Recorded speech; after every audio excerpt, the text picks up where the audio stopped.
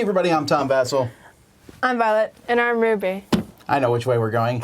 Today we're taking a look at Agents of Smersh. Now this is the Epic Edition, the gold one, but it's not very different than the other version that exists. There's like another Super Edition or something like that. Anyway, this is a remake of an old game that came out well over 10 years ago, or maybe 10 years ago. Same game, Agents of Smersh. Which is a story-driven game. In this game, it's a cooperative game. You're fighting against Dr. Lobo. And you are spies. And it's based on every spy movie you've ever heard of, from Mission Impossible, James Bond. And you just go through and eventually hope to defeat Dr. Lobo. So here's how the game plays. We'll be right back. In this game, you're going to pick, each player is going to take one of many, many different heroes that's in the game. There's tons of different heroes. Each of them gets put inside this very nice board here. And you're going to keep track of your health. You're going to keep track of your resolve, which is something you can spend over the course of this game. And you'll have different stats. These are where your stats start. So your 5 stats are Spycraft, Persuasion, Deception, Athletics, and Hand-to-Hand. And you'll be rolling a certain amount of dice in each one. And these can increase and decrease as the game goes by. You also might get some advanced skills. These will be mentioned in the book occasionally, and you'll put them down there. And it's possible for players to get status cards, which are just different things. It says, if I fail a persuasion or athletic test, I can re-roll a single die, but I can also discard this card to re-roll a single die in any test once per game, then it's gone. Players are going to pick what version of Dr. Lobo they want to go against. If you want to play a full story, you'll start with Dr. Lobo A and just play through B, C, and D. But each one also is a very different difficulty level. Whichever one you play will have a henchman that's out here, and you can confront that henchman if you want to. You need a certain amount of intel, depending on the number of players in the game, to confront them, but you could also ignore them, but then they will show up when you fight Dr. Lobo at the end, and they will help him. Players are going to be taking turns. The game is going to have different rounds. There's a round marker that you'll be moving here. There's also going to be a triangle marker of Dr. Lobo, and when they cross each other, you will fight Dr. Lobo, although there's always a chance you can fight him early. And players are going to have a standee, which they'll be starting at a spot on the board, and on your turn, you can move 2 spots with your standee if you'd like to. If you're on an airplane, you can fly to another airplane spot if you want to as a move. And there are also UN tokens that you can get that you can spend to basically go anywhere on the board. Once a player is done moving, they're going to look in what zone they're in. So let's say you're in Africa, you will draw an Africa card. It will give you basically 1 out of 50 different numbers here. It's risky dead drop. Then you will pick one of these things. Take charge, I'd rather be lucky, unorthodox, frightened, joke, trust no one. So let's say in this one I say, I'm going to do joke. So I'm looking at 32 and 5. Once that happens, a player then is going to roll a 6-sided die. That on the 6th side gives you a resolve and you re-roll it. So you're looking for a number from 1 to 5, although whenever you're at an enemy headquarters, the number is always 5. At this point, you go into this gigantic book. Someone else is going to read to you, so they turn to 32. That's the number for this particular one. And we picked joke, so it's 32.5. So we'll go here. Here's 32.5. Here's all those. And then we look at the number rolled in the die. Let's say it was a 3. And then you read the thing there. There will often be a test. So you can see here, this one is a test, hand-to-hand plus 1. So that means you get whatever your hand-to-hand skill is. Let's say my hand-to-hand skill is 1. So I get 1 die. Plus I get another one. So I'll have 2 dice. But I need 2 successes on that die. If I have weapons use or speed, you automatically pass. If you pass, you do whatever it says here. And if you fail, you do whatever it says on the next one. Whenever you do a test, you're going to roll these dice here. And they have 3 different sides on them. They have fail sides. They have success sides, which are the guns. And then they have these sides here, which are also fail. But you can spend one of your resolve for each one of these to change it to a success. So you just simply, most tests, you just need 1 success to go on. But the test I just showed you, for example, needs 2. So players can also spend resolve before a test to add more dice. If I'm worried about it, I might spend 2 resolve to do this. Players are going to run out of resolve after a certain point. So you can also spend a turn to rest, which will raise your health and your resolve. Usually you'll raise them by 2 depending on the character, but if you rest in a headquarters of your secret agency, you'll get to raise them all. Other things might affect it, like statuses and things, all sorts of things, but players are going to try to attempt this test. If you fail, the marker for Dr. Lobo is going to move 1 closer, and there might be other consequences, and if you succeed, you'll get a reward. There's also other things that will happen. If you succeed in certain tests on the board, like if you succeed here, you'll notice that your athletics test skill will go up by 1. If you succeed here, you're going to get a skill, one of the advanced skills. If you succeed on some spots where there's intel gets placed on the board by various missions. There are certain points in the timeline where intel's on the board, and you collect that intel. Intel can be used for a couple things. One, you need a certain amount of intel to confront the bodyguard, and you can also, like if you're in Africa, you can spend an intel to draw another advanced skill. Or if I go down here to South America, I can spend an intel to get rid of a status I don't like. Or up here in Asia, I can spend 2 to pick an advanced skill. And there's all sorts of things you can do with intel in that regard. Each player will always have 2 secret missions that are face up in front of you. I guess they're not that secret at all times. And if you're in the city mentioned on one of those cards, so here's Macau, you're there. If you take a mission and you fail, you'll discard this card and draw the other secret mission card.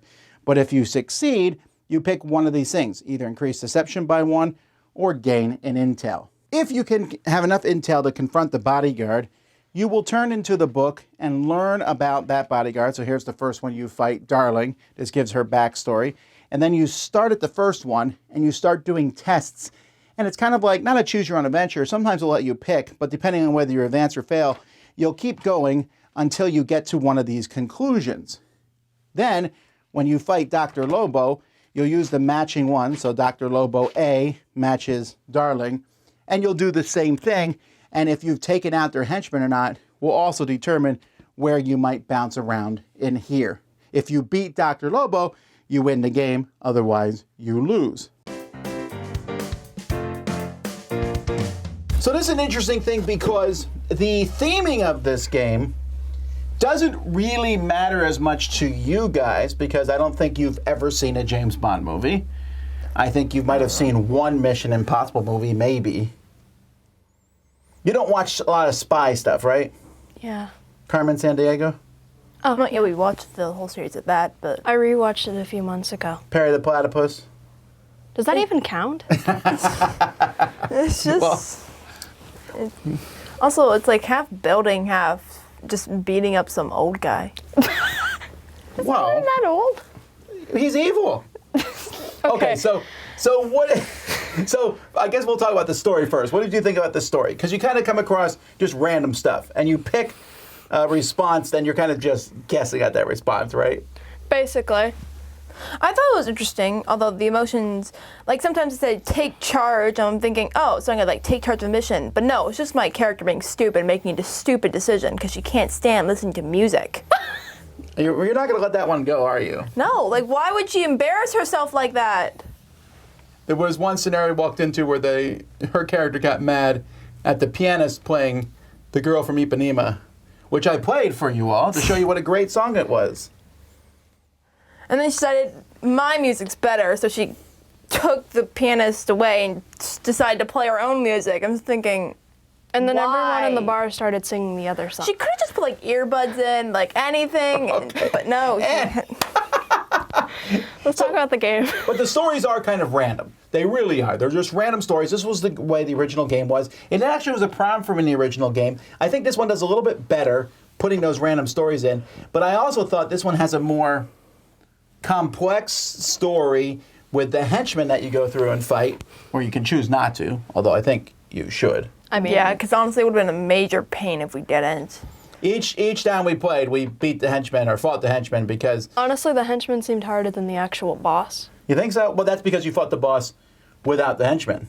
If you fought the boss with the henchman, he would have just kept coming back over and over again, and we all would have died. But I think that story is interesting. In fact, you can go through and play through and like one story leads into the next. Like, oh, you know, it's kind of like the princess is in another castle type situation from Mario. So the story, what did you guys think of the stories?